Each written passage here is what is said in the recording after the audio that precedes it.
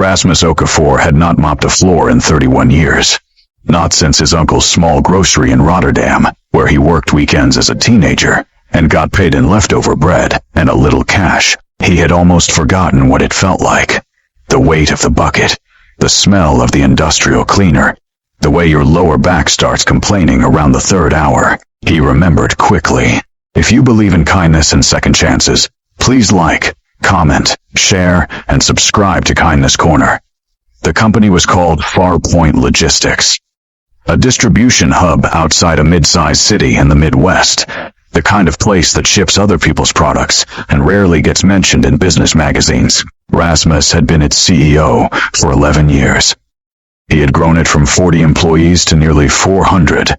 He wore good suits and flew business class and gave careful speeches at annual reviews. He was not a cruel man, but he was removed from the floor, from the actual daily friction of the work, in ways he had stopped noticing. What pushed him to do this was a number rather than a feeling. In the past 18 months, Farpoint had lost 63 trainees before their 90-day mark. 63 people who had come in, trained, and quietly disappeared. Exit interviews said things like cultural fit and different expectations, which told him almost nothing. His operations manager said the floor supervisors were under pressure. His HR director said onboarding needed restructuring. Everyone had a theory. No one had an answer that felt true. So Rasmus Okafor, 54 years old, gray at the temples, called in a favor from his facilities manager. For 1 week, he would work as a contract janitor in his own building. Different badge, worn work clothes. The name tag said Ray.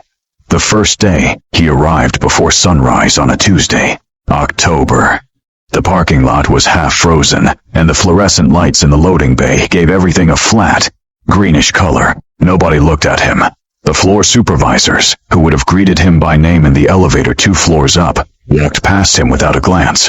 He mopped the hallway outside the break room, and listened to a senior coordinator loudly tell a new hire that if she couldn't keep up with the scan rate, she'd be replaced by Friday. The new hire, a young woman who couldn't have been more than 23, nodded and said nothing.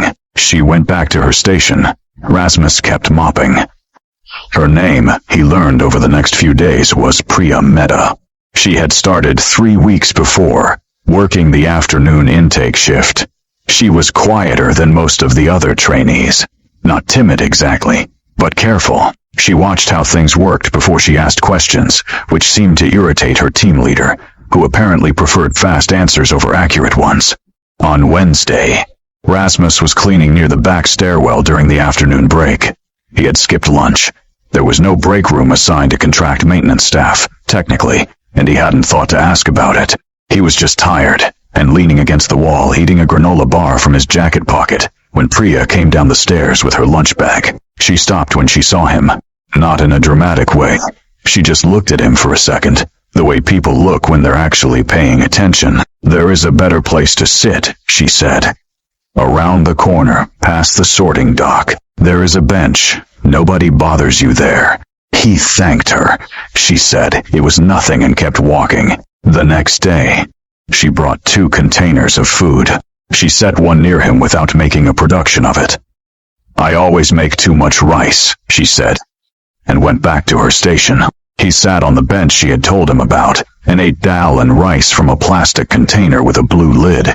And he thought about 63 people who had left. What he noticed about Priya was not that she was exceptionally heroic.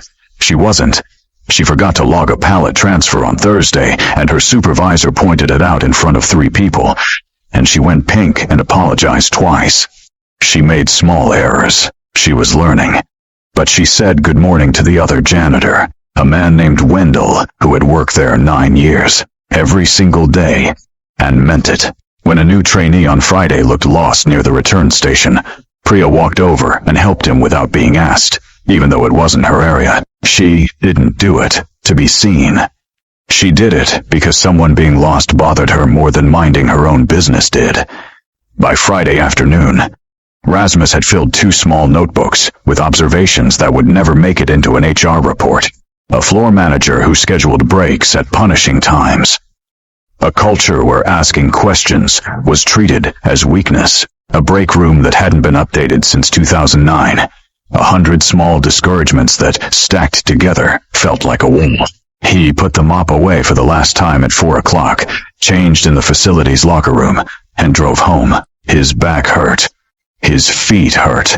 He felt something he hadn't felt in a long time, which was simply that he had been wrong. Not about one big thing, but about the small ones he had trusted other people to manage and hadn't checked himself. He didn't call Priya into his office the following week. He didn't make a gesture or write her a letter. What he did was spend November changing 6 specific things.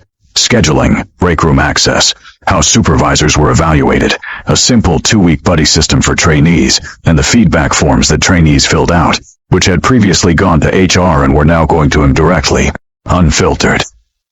If this story touched your heart, please leave a like and share it with someone who still believes kindness matters. The 63rd trainee had been named Marco. He had left after 18 days. When Rasmus looked at his exit notes afterward, it said, "Didn't feel welcomed." 3 words that had cost the company a person. Comment: kindness still exists.